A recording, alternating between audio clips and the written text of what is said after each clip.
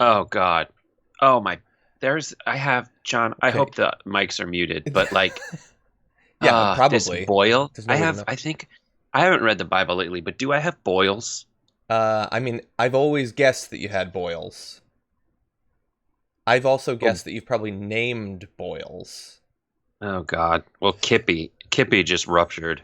Kippy the Oh, boil. I should probably don't check do the what your noise. stories. Don't do the noise. Everyone knows Now I know exactly it's. what a boil rupturing sounds like. We don't need it narrated. But if it had to be an onomatopoeia in a comic Mm-hmm. where it ruptures, what would the word be? I think that there would be an SQUA at Yeah, some point in it.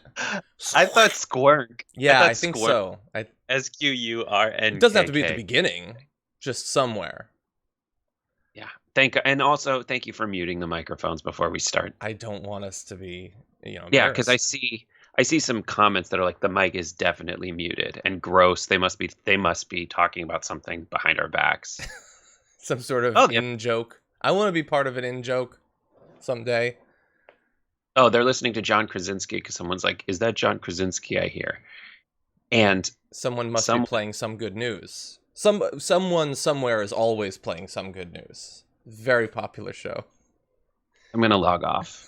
I'm sorry, I can't do the show today because of your Yeah. stuff. Okay, well, it looks like it's 10. I guess we gotta do this. Oh, that's sound. uh, That's the sound of my boil popping. okay, let's do the thing like they do in Midsummer, where they just scream out their worst affects. Okay. Okay. Okay. Ugh. God, I can't make myself press this button. It seems like a simple thing, but the consequences. Fine.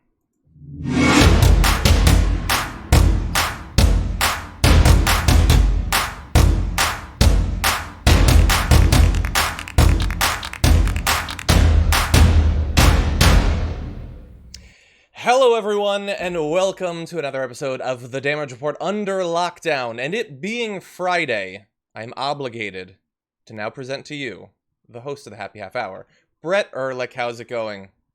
Huge. It's going huge. I personally am enormous today. Brett, This is not the first time John has grabbed my face. we were just like talking instead of doing some of the prep that we're supposed to do. As I'm literally saying that I've got this thing, I can handle this thing. I'm not doing any of the things I'm supposed to do to make sure that the show looks or sounds right. But welcome to what passes for the Damage Report. Yeah, and I can't wait for today to pass and it to be the weekend. Oh, it's gonna be great. Do you have any The plans, weekend. John, for the weekend? Yes, I am actually on Sunday for, I believe, 2 hours. I'm going to be taking part in Jordan Yule's Fortnite charity stream, which, by the way, Brett, you should play in that as well. Would be a lot I of will fun. do that. First of all, can you please move your hand away from my neck? It's They weird. Can't see You were that. They can't see Oh. that. Oh, I thought it was a screen thing. I thought it was No, like I don't think so.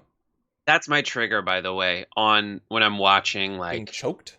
Kelly and whatever, they're using the same screen capture technology as we are. Oh, yeah, And yeah. so many mouse infestations of just like giant triangles like by people's faces, Yeah. just holding them hostage, and it's like, someone please mouse off. I would Yeah. love to play in that tournament. I was going to I ask think you you about should. it. I'm going to DM the DM UHL. Jordan. Demand entry. Yeah, about the mouse thing. So we've talked previously about, obviously, even weeks into it, some shows trouble in like running things exactly like they'd want necessarily. And this is just a small thing, and I don't know honestly what could be done. But so I watched Top Chef, and after Top Chef comes on, Watch What Happens Lives comes on, which had Karamo on, which is cool because obviously we have new Karamo, and the host, his video/internet was a pile of butts. Like, how you were already rich before this happened, let alone all the resources that can flow to you. How does it look that way? I don't get it. Karamo I would looked sharp, Not just in the ways that he always looks sharp, but his video is sharp as well. I need to take a moment for the term pile of butts. I don't know if anyone. I know John's not going to have it on the show today. He might. I don't know who his garbage person is. However, Alex Jones's video is circulating around the internet where he says he's going to eat his neighbor's asses. No, I'm going to eat their ass. That undersells that sounds like a pile of butts. Because he, in a rage, promises to eat your asses over and over, haul you up in a chain and eat your ass over and over. And the globalist too. Yeah. He's like, and I'm half globalist on my father's side, if you know what I mean. I get it. Is he gonna eat half my ass? I'm not sure. Which half? But the Jewish half. The globalist yeah, half. Let's be clear. But yeah, so that's something that's gonna happen today that I'm very excited about on the main show. You're gonna talk about it, John. Oh, is it on there? Oh, yeah. It's in the post game. We respect ourselves like this much. That's funny. See, I almost sent it to you just like for fun for Jenk to see, but I thought Anna would have no interest whatsoever, so I didn't even send it. No, Anna sent it to me this morning, and she's like, "Do you think John will be down to talk about this?" I love that we're both remotely questioning each other's interest in a story. Anyway, that should be fun. That's something to look forward to. There's an episode of Happy Half Hour. Yes, myself and J.R. Jackson drink survival drinks, and we make fun of the things we were talking about earlier, which is the setups that people have for the shows that they're streaming remotely. So check that out. Awesome. And we've got a lot planned for this episode.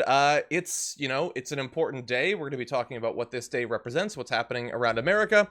Both Biden and Donald Trump have responded to the Tara Reade allegations, so we're going to get to that.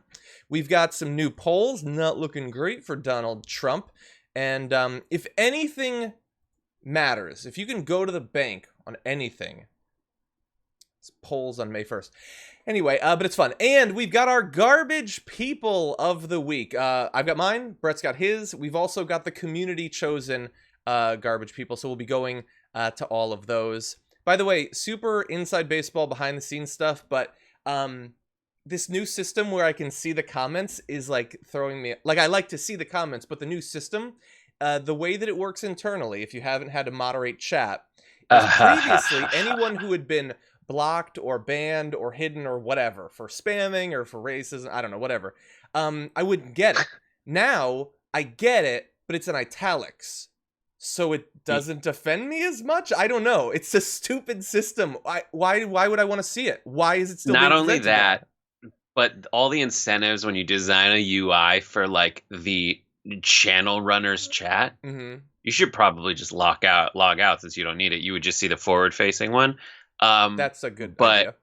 But what it does is the incentives are reverse. Like for people who aren't the moderator, they want to minimize all that stuff. For people who are the moderator, they're like, here's the worst stuff that you could imagine. Yeah, and I would argue, like, hide it, show it. What do you want? If 19 out of 20 messages are in regular text and one is italicized, I'd argue you're drawing attention to it at that point. Yeah. Anyway, my favorite game each week is to see how long we can go to the Friday episode before talking about any news, but I guess at some point we have an obligation. And so, you know what, Brett? Why don't we do that? We got some like shout outs we got to do. We got some like programming notes, as Anna likes to say, but we'll get to that a little bit later on. Let's start off with the news.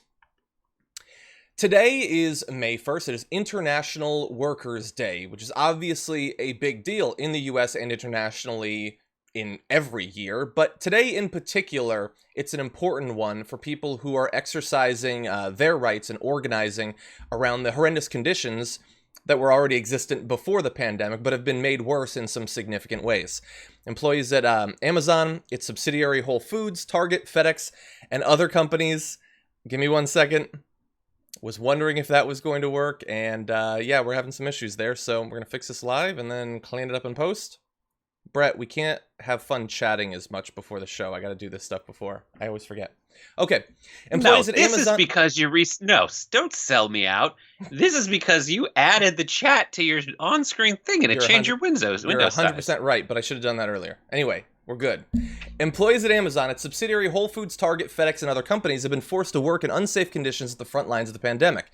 Many will either stage mass sickouts or simply walk off the job Friday in various cities to demand time off, hazard pay, sick leave, protective gear, and cleaning supplies, according to the AP. Some of that has been previewed in advance. There was a great write-up a few days ago on The Intercept about this. So this is a number of employees, thousands and thousands, at some of the biggest, the biggest employers in the country, simultaneously walking out. We'll get to their demands in just a little bit. But first, Brett, I want to give you a chance to comment. It's absolutely terrifying even on our morning meeting for the show today, Jared was talking about because we all like the experience of going to Whole Foods or essentially like any supermarket that you would go to is you go out and you personally just have to be there for like 20 minutes and you have your contaminated hand and you have your non-contaminated hand and you're tracking what you touched and what you're not touching and you're trying to. There's some places have gone so far as to have like an arm grasper so you don't have to touch your hand to open the frozen food section. I haven't seen all of that. Yeah, so that's a really nice thing to do. Then you need to just make sure to wash your hoodie, which you should be doing anyway. #wash your hoodie. But everyone goes through their crazy crippling neuroses when they go for the 20 minutes that they'll be spending at the supermarket for the week or the 2-week span as people hoard now. Imagine being the person who has to work there. Not only imagine being that person, but imagine what it must feel like to have to go into Whole Foods and they have an area where they screen you, take your temperature, reminding you, which is something you haven't forgotten by any means, that you have to be at work throughout this crisis. Yeah. And then the most contaminated place is the cashier's window. And they've put up these plexiglass things, but all of this is happening and you are quarantined in the contaminated area. The one place that everyone would like to close, but they can't because everyone needs to come there to get food to survive. That's why it's open. That's why it's essential. And the thing that must make it more difficult throughout all this is seeing statistics like amid the coronavirus, while you're not getting more pay and while you are not being relieved in any tangible way, Jeff Bezos' personal fortune has risen by $24 billion. Oh my God, yes. But we have, at the end of this segment, we have just a little bit on Jeff Bezos. So not necessarily uniformly good news for him recently.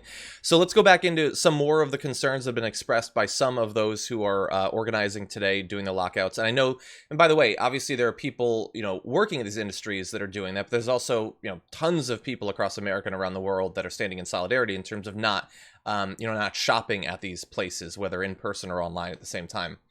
Another demand that's been made is increased transparency from companies about the number of COVID-19 cases in their facilities. There have already been cases where workers have been lied to about the number of people that have come down with coronavirus at particular locations, probably because these companies are desperately trying to stop exactly these sorts of walkouts.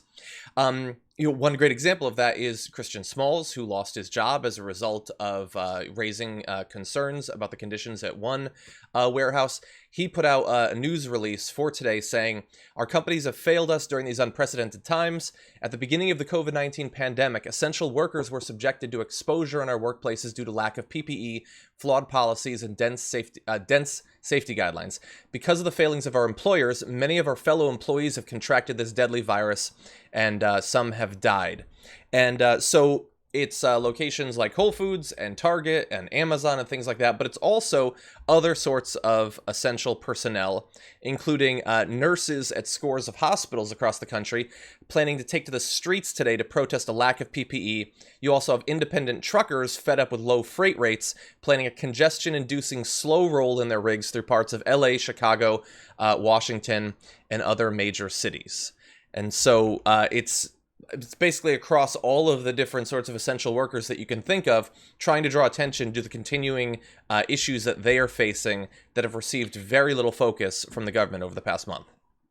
And it is astonishing the amount of effort put forward by people who should be putting. So I guess the point I want to make is there's a lot of people who are putting forward a lot of effort to stop the spread of information about COVID-19 when they would be better served stopping the spread of COVID-19. Like, there's so many people out there who are trying to silence the voices of Christian Smalls people who are just trying to say, we need to know more. We need to know who has it, who's been exposed. And I need you folks who are charged with keeping us safe to know that you failed. Not because I particularly want you to be held responsible in any other way than to keep me safe, to change your behavior. Because right now there are no consequences for people mishandling this crisis. Yeah. But perhaps consequences for some other issues, we'll see. Related to this, I do want to let people know, and this came out just this morning, we've got Congress members from both parties demanding that Amazon CEO Jeff Bezos appear in front of them to explain previous sworn statements by a top Amazon lawyer about business practices that may have been criminally false or perjurous. The request follows a report in the Wall Street Journal just last month, potentially a few weeks ago, saying the company used business intelligence gleaned from third-party sellers operating through Amazon in developing its own competing products, members said in a letter released Friday morning.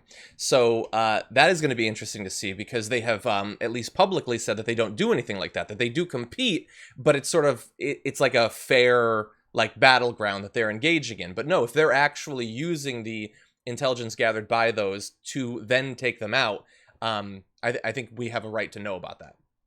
Yeah, absolutely. It's so frustrating. And then behind the scenes, there's a story that Jonathan Larson wrote on tyt.com/investigates that you should check out, that talks about all the angling that's happening behind the scenes, things that you might have heard rumblings about, but he puts it out pretty clearly and tracks the money behind how folks out there who are the business lobbies and the business interests have put so much money forward to get you back to work, which puts you in the line of fire, but then also gets the legislators to put forward legislation that would completely absolve them of any financial responsibility or criminal penalty, or I guess tort penalty for making you sick. Mm-hmm. You can't sue them. I mean, and a president who just behind the scenes railed against his campaign manager for not having his poll numbers up, he's shouting, saying, "I'm going to sue you for that."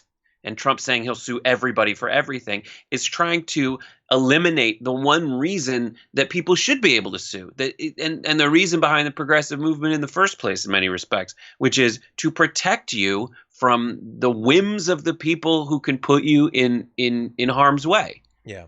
Exactly. Yeah, and we had talked earlier this week about the fact that Trump was saying one of his priorities is going to be protecting companies from lawsuits of employees who are exposed to coronavirus at their jobs. Just yesterday, it was like one article was summarizing most recent statements. Both Mitch McConnell and Donald Trump are saying that when the Senate gets functioning again, that's going to be the first priority. And like imagine like what your worldview has to be to think that that's the most important thing that people have been calling for in the weeks since any aid was presented to them.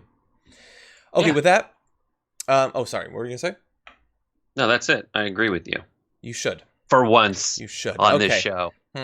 Okay, before we get to more news, I want to read some of the super chats, because there's a bunch of people in the chat who hopefully have all hit that like button. There should always be one like for each viewer. That's the Ken Klippenstein guarantee. So feel free to do that. Let more people know about the stream. You can also engage with us on Super Chat by commenting and also tweeting at hashtag TDR Live. I want to read some of those. Zane says, "Woohoo, Friday is Garbage People with Brett," and has a picture that looks suspiciously like your face with a garbage can. Here's a fact about Zane. Pretty sure Zane was in the Twitch stream the other day. Oh, yeah? Nice. Yep. Good. Zane's been through some stuff. Let's just put it that way. Oh, yes. Actually, sent in a super chat about it yesterday. Karenig is vomiting money, I think that is, or just vomiting. I'm not sure. Is that a symptom? Dougie says, "Good morning and happy Friday, John and Brett." Thank you. Thank you. F. Harvey says, "Stay safe, Team BJ." Is that Brett John? What the hell? Okay, it's JB, buddy. Terrifying prospects in France as deconfinement, back to school, etc. is for May 11th. Not like scientists should have the upper hand and not big company. A sister you wish you never had. Thank you. It's very nice of you. Zane also said, "Nice bedhead, Brett." Still hungover from Wednesday? Damn it. The answer for that is yes. Yes. It's backwards in John's thing, so I can't even fix it, and we don't take breaks. So let me just do this. We don't. Continue.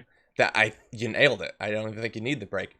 Matthias says, "Working from home, whiskey shot, happy Friday." Woo! Getting started early. Tying one on.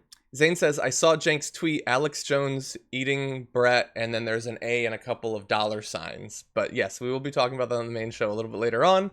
Let's see. Over at the hashtag TDR Live, Jeremy Emery says, just wanted you guys to know that you weren't muted on my end. Any chance we'll get a 21 gun salute for Brett's Boyle? If people were not here for the live show, that's not going to make any sense to them. But thank you. Oh, I also want to let you know, we do have news. So, you probably know that for the past 2 weeks, each Monday, a new episode of the new recut of my climate change docuseries True North has been broadcasting and then being repeated each weekday.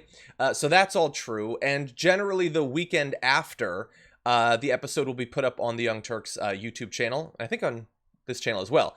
But if you're a member, you might think, I can't wait that many weeks to see all of these episodes. Well, you don't have to anymore. Exclusively for TYT members, bonus content of True North is now available for members, as well as the full 16 newly recut episodes available on the app, tyt.com. You can binge all of it up to 3 weeks before everyone else gets access to it. And let's see, also the version you're watching on any of our linear platforms and the one we published to YouTube on Sunday had to be edited, so there's about 30 minutes of extra content when you become a member. Originally, the episodes were shorter, and there are a lot more of them. The new recut is combinations of footage, but that extra stuff is still potentially available for members, so consider becoming a member at tyt.com/John. And shout out to Asher and Tim for putting, and everyone who actually edited it for rearranging it, going and making it amazing. And I will say that, no offense to me, but it's the most beautiful stuff that's ever been on this network. Is that show? Okay. It is, yeah. I'm not talking about your jawline, though it is really good. No, they did an amazing job, and the team that re-edited it, that's a huge amount of work. I don't even know how you do that. That seems like it should have taken months. But they did a great job, so you can enjoy that now as well. Okay, with that, Brett, why don't we jump into a little bit of light news? That's a joke. It's not. It never is. Okay. For at least weeks now, people have been calling on Vice President Joe Biden to respond personally to the allegations that have been made against him by Tara Reade. Up until this point, his campaign has put out a statement. Female surrogates of his have come out and responded to it, including Nancy Pelosi yesterday. Today was the first time on Morning Joe where he was asked about it. I want to show you just a couple of excerpts from that interview. That you have said in the past that if a woman goes under the lights and talks about something like this, we have to consider that the essence of this is real. Is the essence of what she is saying is real? Why do you think she's doing this? I'm not going to question her motive. I'm not going to get into that at all. I don't know why she's saying this. I don't know why after 27 years, all of a sudden this gets raised. I don't understand it. But I'm not going to go in and question her motive. I'm not going to attack her. She has a right to say whatever she wants to say, but I have a right to say, look at the facts, check it out, find out whether any of what she says is asserted or true.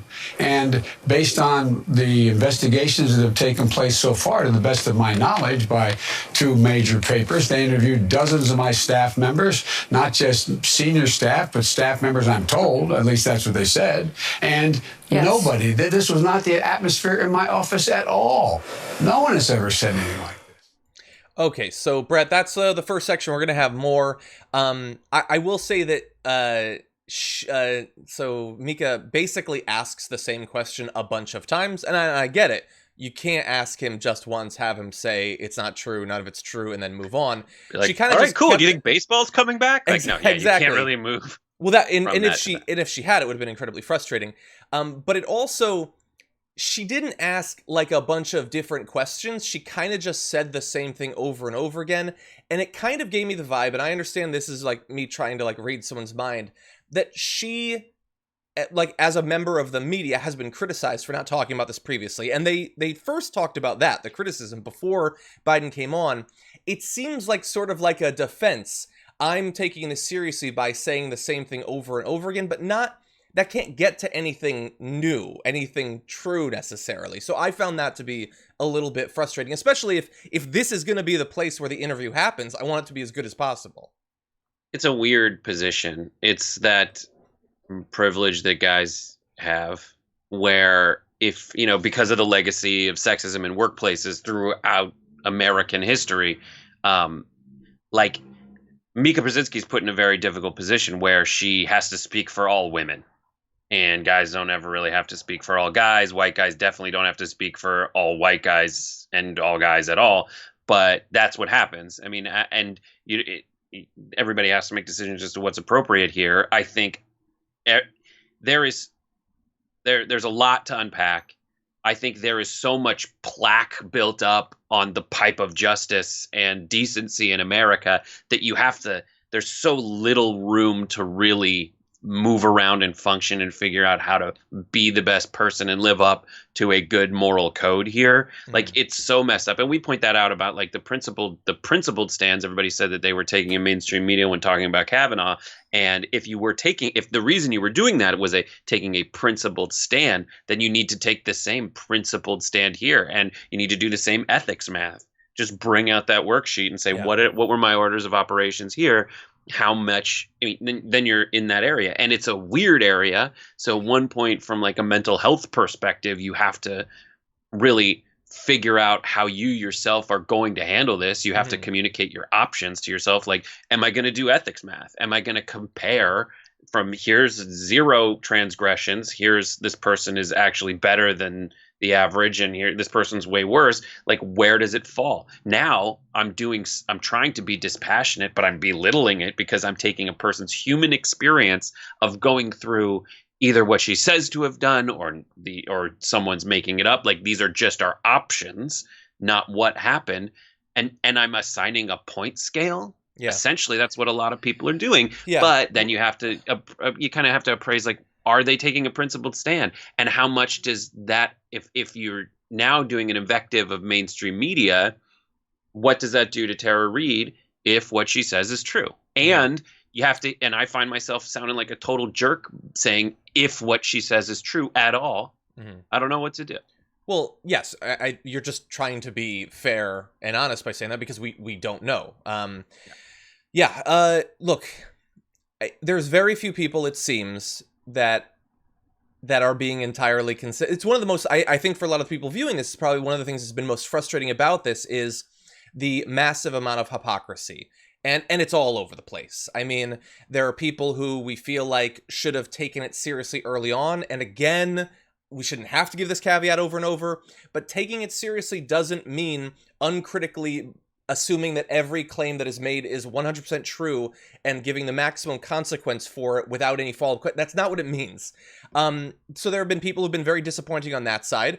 There's also people, I mean, Breitbart isn't running articles about this to continue their long-running campaign to believe women and advance their position in society. So there's people who are being incredibly fake on the other side as well. Now, we have more that we're going to say about this, but I do want to make sure that we get to more of the video. So here is, it's a similar sort of question. We're going to see if Mika is able to get to something new. Are women to be pertains to you? Look, women are to be believed, given the benefit of the doubt. If they come forward and say something that they said happened to them, they should start off with the presumption they're telling the truth. Then you have to look at the circumstances and the facts. And the facts in this case do not exist. They never happened. And there's so many inconsistencies in what has been said in this case. So you just look at the facts. And I assure you, it did not happen. Period. Period. Okay, so we have been wanting people in the media to take this seriously. We've been wanting Joe Biden to respond to this. Just yesterday when we were talking about it with Aaron Ryan as the host, I was saying that, but not because we believed that there's any way to know for sure that Joe Biden talking about it is necessarily going to prove anything. I mean, look, someone being asked a question, especially repeatedly and answering to it, the way they answer can potentially give you an idea of how truthful they're being. I mean, you know, back in 2016, Donald Trump, when he was asked about the women, the way that he would attack them or say, you know, I wouldn't have assaulted them because they're too ugly, that is not necessarily going to reassure people that he didn't do this. So it's not impossible that we could learn something, but this was the most likely outcome, that he's asked over and over about it. He says it didn't happen over and over. Now, there are things lacking. The fact that in that appearance and in his statement that he put out, he didn't directly address any of the corroborating witnesses. So that's a weird thing to leave out. I don't understand why that wasn't a bigger part of it.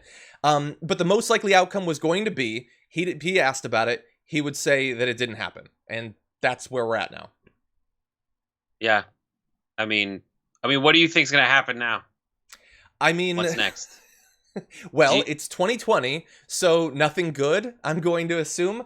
Look. Right. I look at the horizon of the ocean to see if Cthulhu will eventually emerge. Yeah, nothing good. Look, I think he will be asked about it in future interviews for a while. I doubt much new will come of that. Perhaps he'll actually be asked about these other individuals, but what's he going to say? He doesn't know the other individuals. He might not even remember any of this because of, the obvious context that this election and dude, is... everybody has to ask themselves and be honest with themselves why they are responding to this story the way they are responding to this story. Yeah. Everybody needs to do that. Me, you, everyone.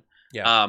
And if I were to paraphrase the way a lot of folks in mainstream media are saying, the thing that's probably on their mind, they're saying they're either quiet or they're saying fire Chris Hayes for saying that it happened and being utter hypocrites because a second ago they were like, let's, go after Brett Kavanaugh.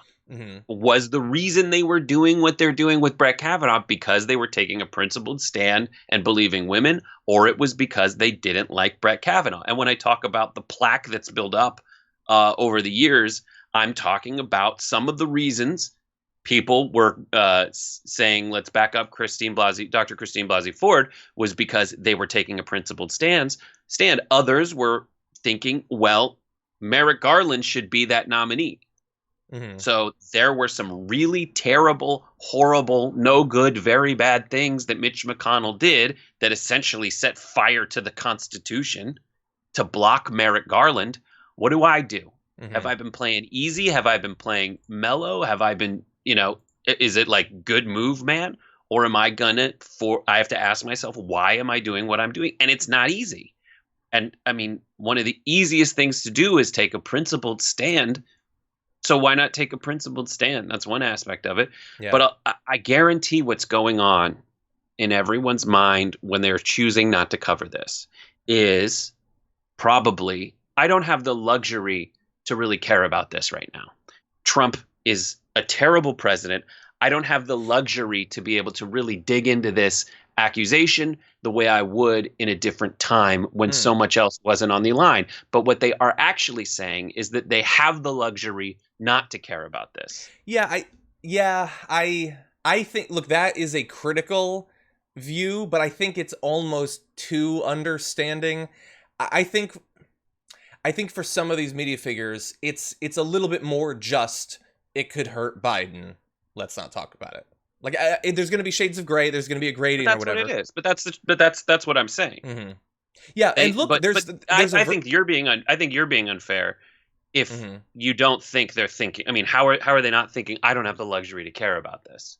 I don't know how conscious it is. Like, there's a version of what you just said that I think is consistent. I mean, even I don't want to speak for these individuals, and there's going to be nuance that's going to be lost in me recounting it. But this week, Francesca and Aaron both had versions of actually taking seriously the allegations, hoping that justice will be served, and also believing that women are going to be far more at risk under a Trump presidency, which is what a lot of people who have been consistent about sexual assault are now saying. So everybody's going to have a different sort of take on this.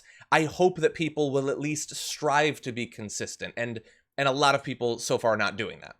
And there's a theme here, I think, and you can call me an idiot because I probably am, but when you do the polling of who is more against, or who is, I forget what the poll was, but it's like, who's freaking out about the rights of minorities right now, as Biden would affect them.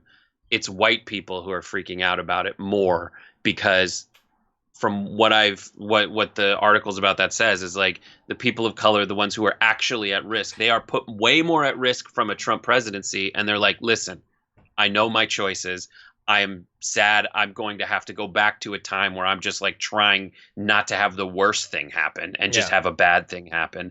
And it is a flavor of white privilege to be like, no, you got to fight harder. Let me fight harder for you. When there's a lot of cynicism and rightly so as to whether people are actually going to make any changes for them. And by the way, I'm not going to call individuals, but I'm seeing with one eye in the chat versions of, you know, why in her police report wasn't she more explicit about this individual thing, or why did she wait so long to confirm it, or why did she tweet in support of Biden? And I get why that's all real, are so common, but that does not mean that it didn't happen in her case or with any allegation of sexual assault. We don't get to say you're not a good enough victim, or you didn't act the way I imagine I would have acted if I was raped. That's not a thing that I'm going to engage in. I would hope that no one engages in that. These are complicated situations. Yeah.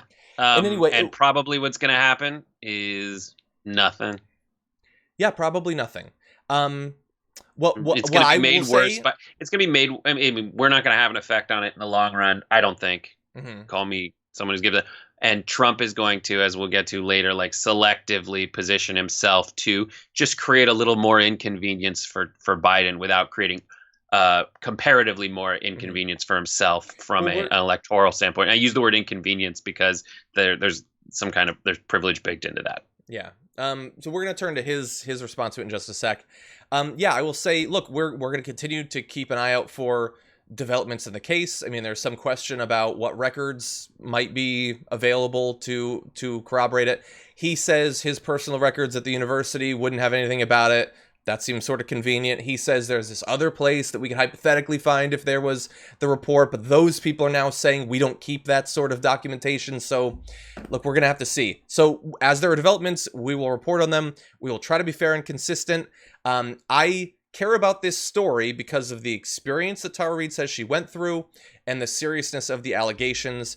It is not some sort of convenient political thing that I'm going to, use like Breitbart might be using right now. But I'm going to take it seriously in a way that they won't, even as they use it. Yeah, I'm with you. I understand. I believe you when you say that. Thank you. Okay, let's go just briefly to some of the chat. Man, the show's flying by. Okay, Barry Lewis says, love you, Brett and John. Happy Garbage People Friday. You guys make my week. Thank you. That is a correct opinion. Thank you. David Baker says, keep killing it. Thank you. Charlie Ellis says, speaking metaphorically. Yes, don't kill anyone. Workers of the world unite. You have a world to win and nothing to lose but your chains. Zane says, my cousin manages my local Target and she must work. Mm-hmm.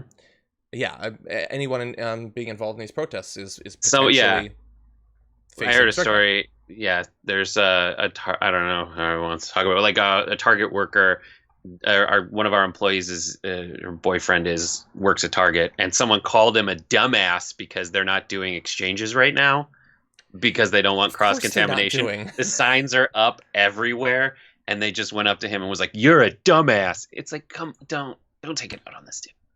Yeah, look, I'm going to try. Let's not have a long conversation about this. I'm just going to briefly say I got depressed I went to the supermarket yesterday and I saw people just without masks waiting outside and seeing like the protests and all the people that are crowding near each other without masks. And I felt like, and I know it's all anecdotal, I felt like, you know what, we wanted to see, can we all come together to address this crisis? And shockingly, we did. And then the follow-up question is, how long can you hold it? Looks like 5-6 weeks. And then it seems like it's coming apart at the seams. And it's just deeply depressing. Because all of this, and it all feels like the climate crisis condensed down into one little thing. And the analogy, I'm not going to go into it, but the analogy seems pretty robust. Paul, thank you for your super chat. Yes. Zane asked if you want some Dippin' Dots, Brett. They're freshly frozen. That's true. They're best. We had a poll about ice cream and Dippin' Dots on the limited Twitch stream a couple nights ago. Mecca has a question for Mr. Brzezinski. When are you bringing Emily Blunt onto the stream? I'll bring a blunt on the stream, but I'm not going to bring Emily. Lily Emper says, great show as always, guys. Thank you. And by the way, several people, including Liberal Catnip, have tweeted us about Canada banning assault weapons. Yes, I wish that we had had time to produce it this morning, but we had already locked our rundown. But we will be talking about that soon, and thank you for sending it our way. So more super chats to come, but I want to make sure that we get to as many stories as possible. So let's just briefly touch base with this. Here we go. We have been waiting to see what will Donald Trump say about the allegations that have been made against Joe Biden, and here is his first crack at it, and it's interesting. Your campaign and surrogates going after him pretty hard with regard to these allegations from Tara Reade. What do you say to Joe Biden? I don't think so. I don't think they're going after him hard with regard to Tara Reade. Allegations, and what do you say to Joe Biden? I don't know anything about it. I don't know exactly. I think he should respond. You know, it could be false accusations. I know all about false accusations. I've been falsely charged numerous times, and there is such a thing. If you look at Brett Kavanaugh, this is an outstanding man. He was falsely charged. What happened with him was an absolute disgrace to our country, and I guess 3 of the 4 women have now admitted that, and of the 4th. Give me a break. I mean, take a look. 36 years. That is, look, this is a fine man. I saw a man suffering so unfairly. I'm talking about Brett Kavanaugh. But I don't know. I can't speak for Biden. I can only say that I think he should respond. I think he should answer them. Okay, so that I was taken a bit by surprise by that response. He did not come out aggressively again. So you're not. So what were your thoughts when you saw that? Well, just because he didn't now doesn't mean he ain't gonna. Yes. All of Trump's ways of going about this is he's like, the guy's got till November if he allows the election to happen. So he's just going to see. He's a wait and see attitude to see, because Biden's coming out that today. You know, that's his, it's so fresh. Trump has a daily venue, a multiple times daily through his Twitter and his fake press conferences, where he can control a narrative. He doesn't got to do it today. Yeah. And then just, what are you implying? Like, obviously, is Trump self-aware enough to realize that if he goes after Biden for sexual assault claims, suddenly he opens himself up to criticism? You're asking yourself if Trump has a level of self-awareness, and if he does, cares about it, cares about being a hypocrite, cares about putting forth a double standard just blatantly before America? No, he doesn't. Like, oh my God, let's see what he does. We know what he's going to do. The question is when. Yeah, see, I agree with your first part more than your second. Like, his concern over opening himself up to the same attacks, I don't know. I mean, look, he brought, Bill Clinton's accusers to the debate with Clinton. Like, I think he knows that those attacks are coming. I don't know. I think it's more biding his time and, waiting to see what happens. One thing I know for sure is that when he said there, I don't know anything about it. Come on. Yeah. Come on. No, of course how many does. people did you send to Ukraine to try to track down any bit of material about Joe Biden that you possibly can? But there's a woman who says that he raped her and you weren't interested enough to find out some basic details about it. That is, of all the things that are not true, that was the least true thing. I don't know if he has the exact tweet framed yet. Like, that's what he says when he doesn't have it ready. It's like, I don't know about that, but if I had to translate, if I had to do the honest press conferences version of that, it's like, I don't have the actual tweet framed and ready yet, but I know it's going to be something about the media's double standard and how they're victimizing the people. And I'm going to try to pull some kind of equivalency between me and Joe Biden, so it cancels out in your mind that we're all under assault. But in the meantime, this poor woman. Yeah, he does get to sort of pretend to have empathy that he definitely is not capable of actually experiencing. Yeah, he, at some point, maybe he's just going to have the surrogates do it. Maybe that's what it'll mainly be. But the idea that at some point there's not going to be an 11 p.m. tweet attacking Joe Biden about it or a comment on the debate stage. I've been saying from the beginning, and I will continue to say, that stuff is coming. It is too much. It is too good for him to not use that to attack Joe Biden, especially if he's worried about losing, if he feels like the polls aren't moving in the right direction. He is 100% going to do that. He might be sort of being careful now, which is noteworthy, but the attacks are already coming. They're just not coming from him necessarily. Yeah. Okay, you know what? We are low on time, and obviously we have to do garbage people, so let's go right into the next story, see if we can fit in both, and I will catch up on tweets and things like that a little bit later on. Behind the scenes, some of the polling data that's been coming out has apparently been grading on Donald Trump. When presented with polls, being done by the RNC and other internal Republican organizations, he apparently responded recently by saying, "I'm not effing losing to Joe Biden," he reportedly said. This is on a call with Parscale, that's his campaign coordinator, and according to multiple sources, he started cursing at him. He also apparently is threatening to sue him, which is interesting. I've never heard of somebody that feels like some temporarily bad polling is suable, and that if a person were to be sued, it would be your campaign manager. What? You don't have more of a direct control over your polling, Donald Trump, than the guy who's like working on your campaign? Right, but when he says I'm going to sue you, it's essentially I'm going to start a litigation that prevents me from paying you the money that I have agreed to pay you in the future, or that you already invoiced me for and I haven't done it. Like, that's specifically it. He is trying to do that thing where he's like looking over to see if there's a scratch on something he bought. So he's like, I get to keep it, right? But I'm not paying you because there's a scratch on it. Like, exactly. That's what he's doing. I ate the cake, but there was a hair on it before I ate it. Exactly. That's what it is. Yeah. Yeah. Now, he denies that happened. He says that he did not say that he was going to sue him. I guess the multiple sources are just making it up. And I'm not saying that he actually wants to. He doesn't have. He's got like a goldfish memory. Like, he experiences wild outbursts and emotional tantrums, and then he moves on. He hates people, and then he likes them again. It's all contingent on what they're doing for him in the moment. So it could have both happened, and he's best friends with him again.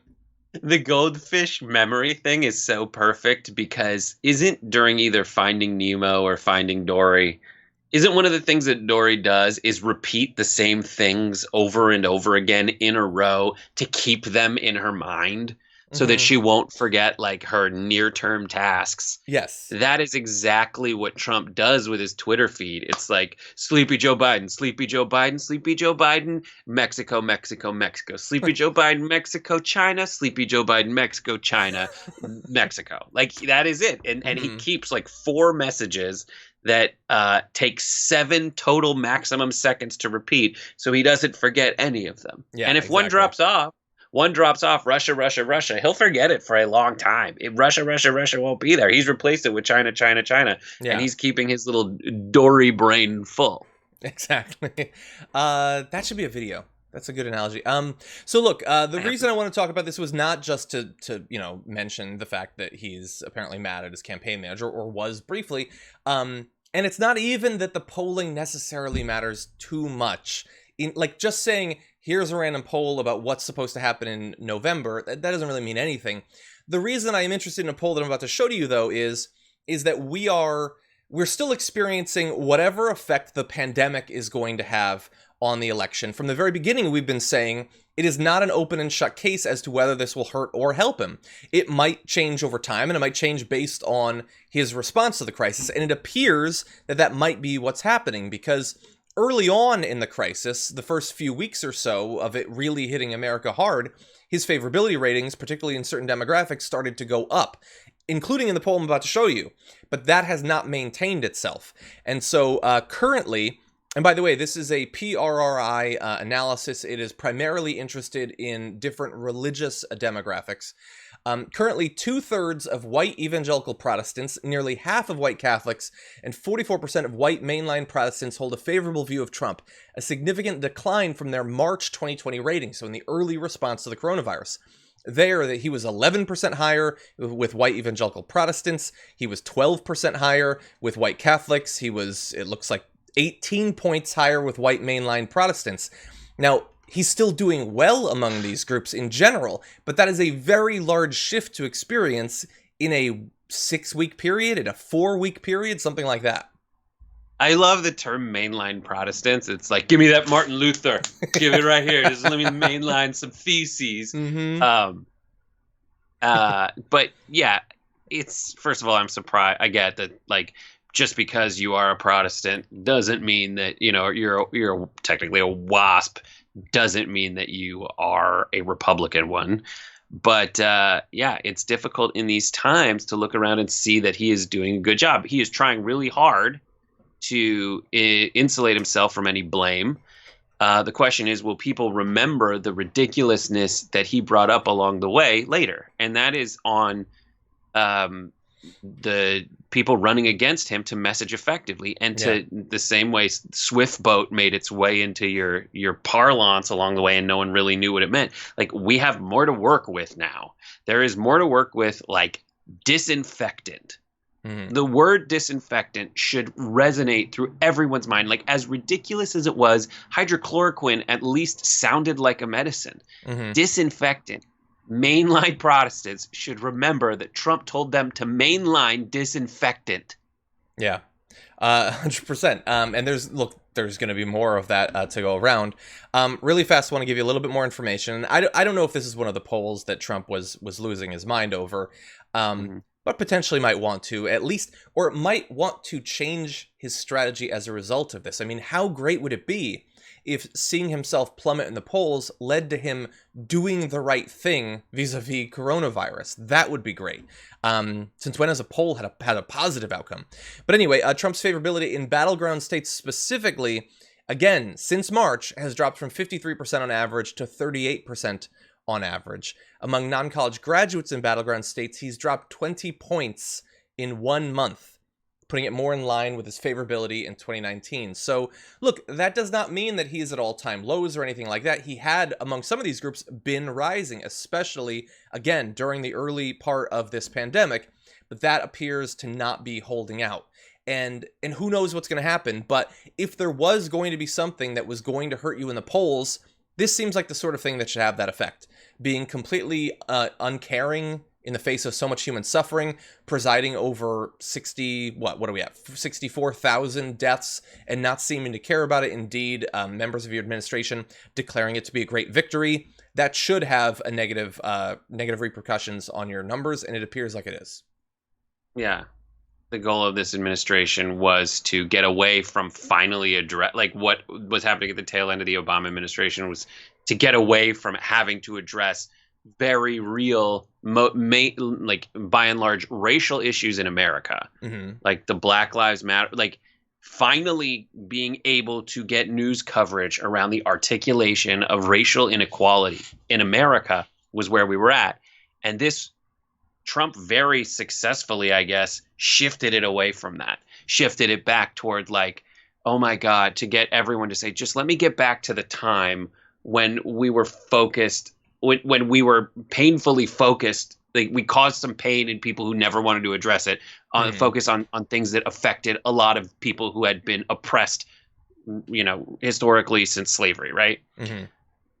But Trump got us into, oh my God, it's just Twitter and ridiculous attacks that don't mean anything. And as much as, and now people are dying because of something he is mismanaging. Exactly. Right? So now there are actual real consequences. And we don't have the luxury to go back to, like, isn't his Twitter crazy? The tantrum of the day. Now it's like, you're killing people. Yeah. Your stupidity is killing people. And we really need you. Everyone in every state needs Trump to get the hell out of the way, to put him in the dustbin of history and move on. Yeah. Yeah. And you know, I mean, you alluded to this, but let's just make it really explicit. People are dying of the sort and in the places that more voters will see. Look, there were a lot of people who had a lot of empathy for, you know, families being separated, kids being caged and dying on the border. There might be some people that are interested in our support that's killing civilians in Yemen, or the fact that he massively increased drone strikes and airstrikes in Syria that killed tons of people. Like, all of this is a death count, but there's a lot of voters that are going to ignore that stuff or not prioritize that stuff. But now Americans are dying, so they're going to take it a little bit more seriously. But with that, I think it's time, Brett. Are you ready? Sure, why not? You know what? Favorite time of the week. I think it's my turn to go first. It's your turn to go first, especially because I have a graphic and I know that it's numbered 5, so you have 4 graphics, you hog. Okay, I might be. Okay, so I'm going to get that ready to go. Here we go, people. Make sure I run the right one. It's Friday, and so it's time to take out the trash.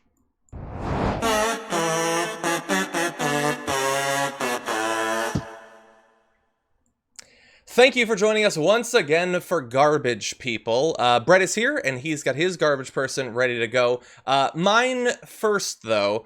My garbage person. Oh, and by the way, I do have my trash. My garbage person, who you're going to see more of, is an individual, but sort of just a symbolic individual. It's going to be this very angry man screaming at the cops in the Michigan State Capitol. I'm gonna keep him here for a little bit. We have a bit more from that scene. Take a look.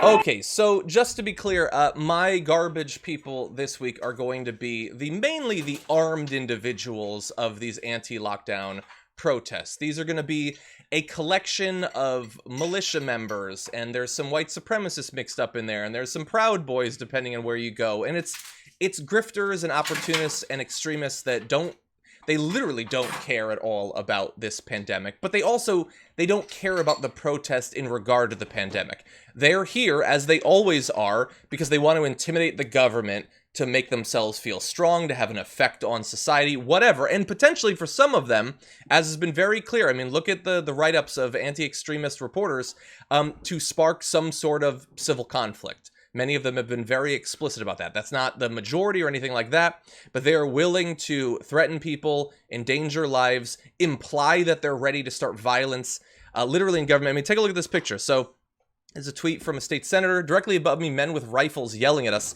Some of my colleagues who own bulletproof vests are wearing them. I've never appreciated our sergeants at arms more than today. So, you have legislators meeting as they are ringed above by guys with guns.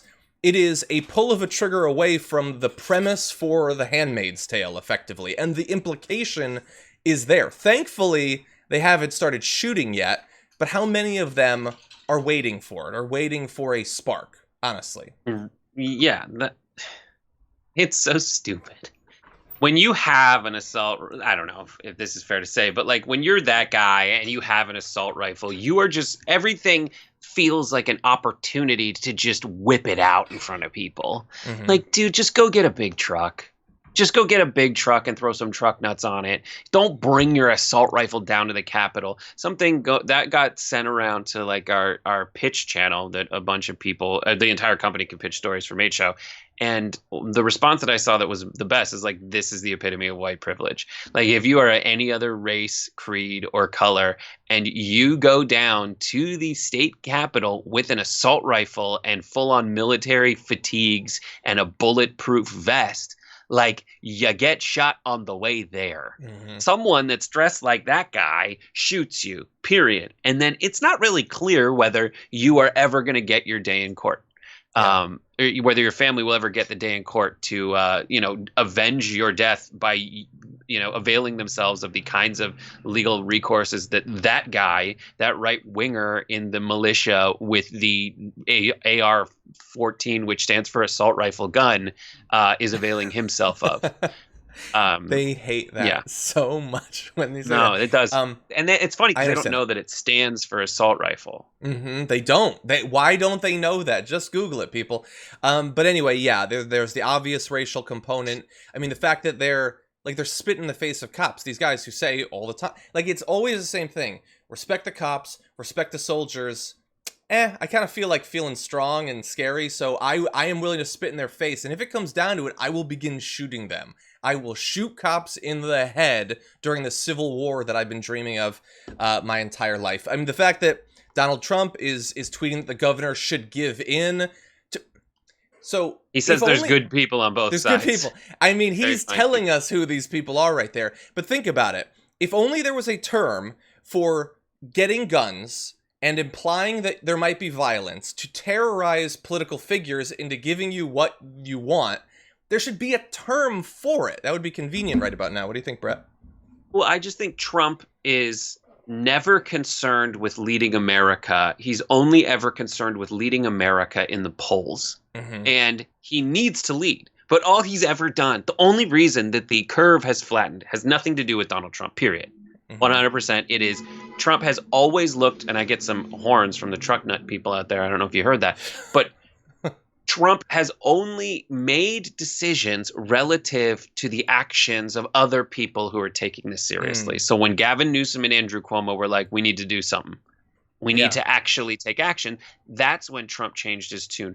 And everyone else who is reasonable and respects the scientific method or just being careful, like, they're the ones that made the decisions. And now Trump is the one. And then Trump was the one who was like, I'm going to try to win this political battle and then also position myself strategically. So it is revealed to everyone with a brain that the only thing I'm trying to do is win in November. Yeah. And so instead of making good decisions, he's really put himself in a very transparent position for me, because I follow the news, where he says to Democratic governors, you really need to appease my base.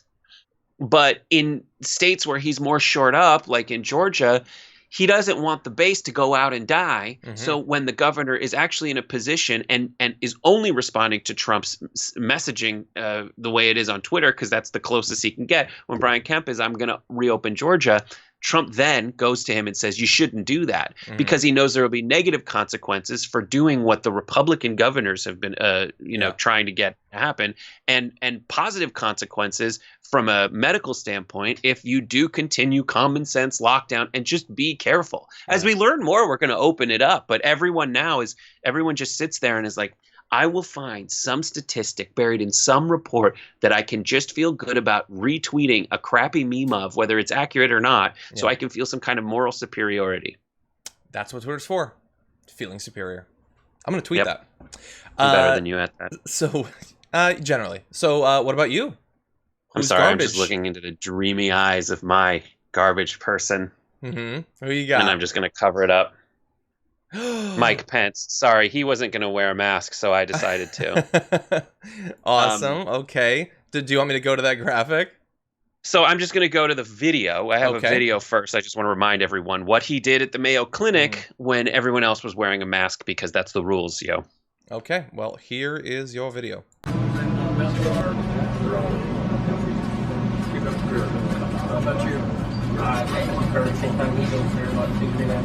Where'd you come from?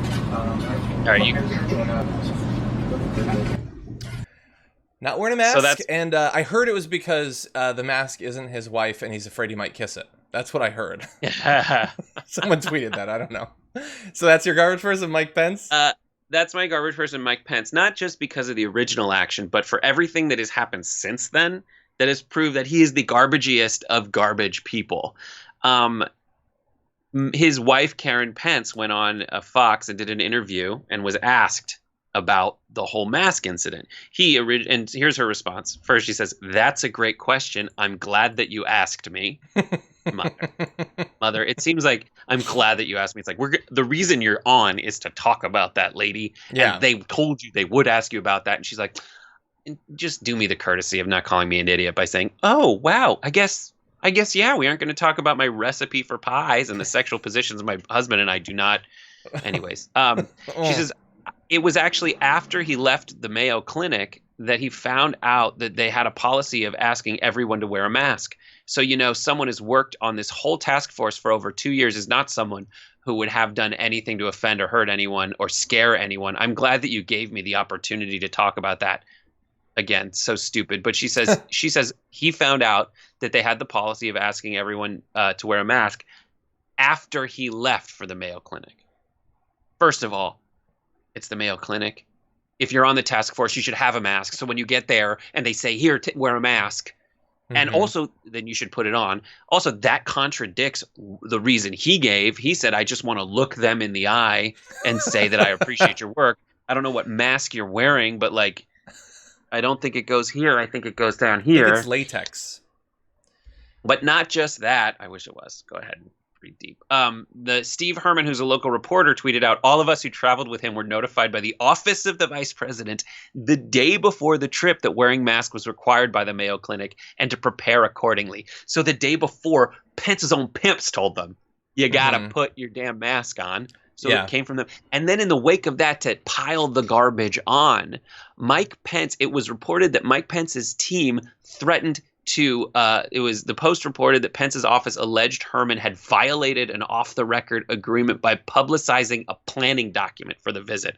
So not just that he originally lied, not just that he got caught, because he got caught, they went after Herman for essentially sharing this information and hid behind that this was an official planning document. He didn't share your damn schedule. You already went to the place. It's not like he told everyone that the vice president's motorcade is going by this grassy knoll later.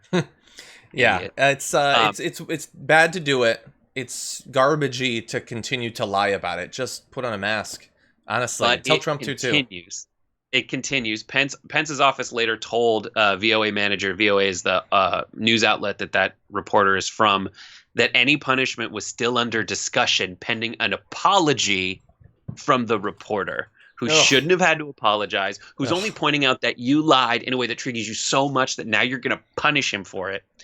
And not only that, Mike Pence went to a factory in Indiana, and we have a graphic of how this all turns out. Here we go. You can show the graphic. Oh, you're wearing a mask. Okay. Well, that's to tour a factory. He can just learn. Revealing. And I think that's the essence of garbage people. When you really expose some terrible aspect of this person's personality, and then they continue to be that garbagey, but at least pretend to care about some hidden principle. But then at the end, they gave up.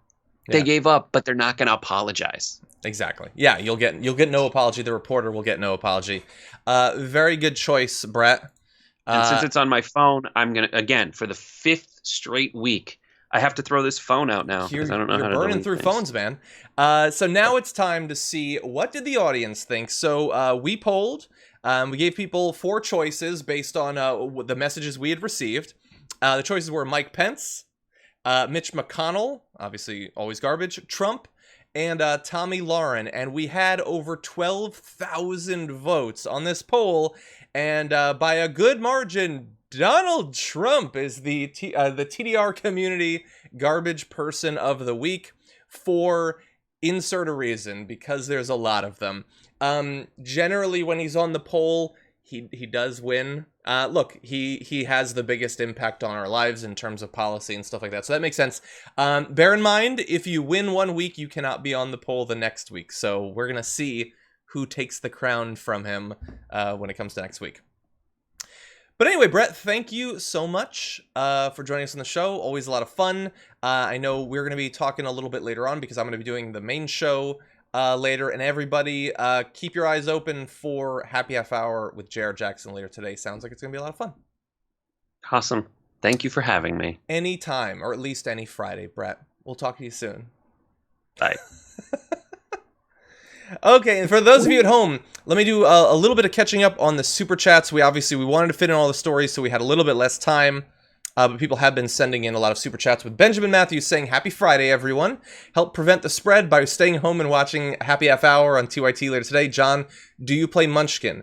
Benjamin, I have played Munchkin once.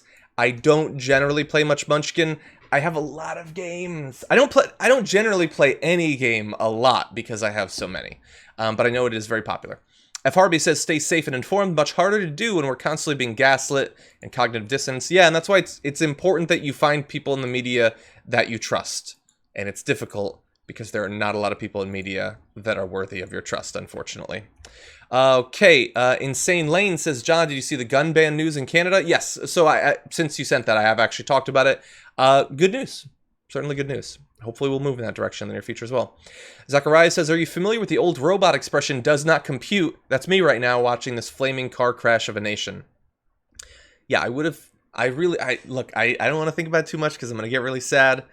I really would have thought that like tens of thousands of Americans dying from a disease that we had months of warning about would have been enough to get through to people, and it doesn't really seem like it is. We're still losing a couple thousand people every single day. And instead, the news coverage is here's why the protesters are right that we should go back prematurely. Oh, by the way, so my next editorial for The Hill, I'm assuming they publish it, we'll see, will be coming out in the next couple of days, and it's on Fox News' willingness to watch their viewers die. I summarize a lot of their misinformation and talk about what we need to do in response. Lorna Morgan says he hasn't said he didn't, only that others are saying they don't know that he did. Half truth, whole lie. So I think that's referring to Biden. That is a big part of his defense, but he does say that none of the allegations are true. He's denying it. I mean, I don't know whose mind that's going to change, but he is denying it. Which is better than just having him have other people deny it for him. And I believe that he will be asked about it more. That's the problem. It is very difficult to know for sure exactly what happened, but questions have to be asked. Paul says, "Hey mate, greetings from Scotland. Keep it real. Thank you, and greetings to Scotland." Artana says, "Was there a part in that interview where Biden said it wasn't true? I feel like saying your innocence is a valid response if it's true." You know, he said multiple times, and in the statement that he put out. Rob, and again, that's what he said. Rob says, "It didn't happen, period. That, my friends, is an ellipses. There's more to the statement. Got him. I am best detective." You're going to need to go on Morning Joe. Liza says, "Friday Damage reports with this duo is some of my top fave content on the network. Also, is Brett high? Kind of looks shifty in a nice way. Best case scenario for Brett is looking shifty in a nice way." Lily Upper says, "According to Biden, all women should be heard, except Anita Hill and Tara Reade." Franklin Sharp Slicer says, he's talking about Ferengi Rule 78. "When the going gets tough, the tough change the rules." Number 300, Cheney had nothing to do with the war in Iraq. Number 305, McConnell does have a chin somewhere. Have a good weekend. I don't think that's in the official rules.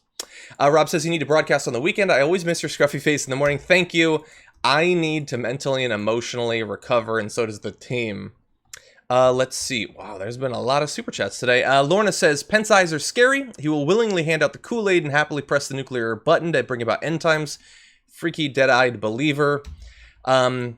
It would be interesting to have seen what would have happened if he had been in charge. Obi-Mom Kenobi says that Pence reminds me of President Snow. That's funny. Don't Touch Me Crazy says, "Read The Coming Civil War." I saw a few comments about that. It's a manifesto of these thoughts with hundreds of 5-star reviews on Amazon. Scary. Yeah, scary how popular some of them can be. Das Bois Fleisch says, "I know it's naive, but I would prefer non-criminals as highest authority of states." I'd like to go in that direction as well. Knight Errant, unfortunately Brett has left, but thank you for the super chat. Kevin says, "My ex-wife was sexually assaulted by a high-level celeb when she was 15, yet still loves his shows and movies. I don't victim shame." Exactly. It's complicated. Let's see. Mr. Bad Guy San says, "It's not all or nothing. Demand the DNC insert another nominee. If Democratic voters over 50 took Biden, they'll take anybody with a pulse." I agree. I think that almost any Democrat would have, in fact, a better chance of winning. And look, maybe that could happen. I'm going to be honest about how likely I think it is, too. I'm not just going to spin fantasies that I think you'll like. It seems unlikely at this point. But it also seems warranted. It seems like if your biggest goal is to get Donald Trump out of the White House, which is my actual biggest goal, I think that we'd have a better chance with another nominee. Lady Bees says, "There is something about the fact that these men never say I wouldn't do that because it's wrong that gets me. It's always there is no proof." Yeah, that is interesting. You don't often hear it put that way. Lena says, "I watch you from France and love your show. The situation over here is far from ideal, but nothing compared to what you have to deal with. Keep going. We need people like you." Thank you. That's very nice. And it has been rough on France, but yeah, not quite the disaster that it is here. Mr. Catfish says, "Will the DNC have buyer remorse with Biden and put someone else for president?" We'll see, but probably not. Haroom says, "If an elephant represents the GOP Republican Party and a donkey represents Democrats, then why can't an iguana represent progressives?" That's funny, thank you. And Army of One says, "Hey John, out of 10, how would you rate the novel Red Mars?" I do really like it. I mean, it would be like a 7 or an 8, something like that. Definitely worth reading. It's not one of my favorite novels, but I have read it twice, and considering how long it is, that does actually say something. Let's see. Gabby sent in an Archer image saying, "Is Brett approaching dethroned Pirate King Archer levels of scruffiness?" on the hashtag TDR Live. He's working on it. Malawan Raja. That will be my last comment on the show. Thank you, everybody. Again, members get all of True North as well as special content, so become a member at tyt.com/John, and you can get that. For the rest of you, thank you so much for joining me today and throughout the week. was a tough one. But I appreciate you being here for us. Lots more to come next week. I'll see you then.